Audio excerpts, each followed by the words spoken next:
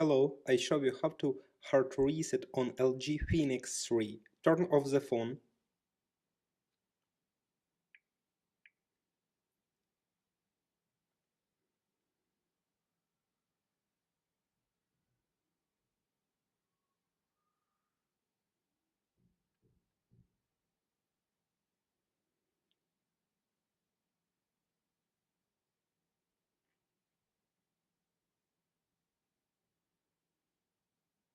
Next, press and hold the power button and volume down key for a few seconds.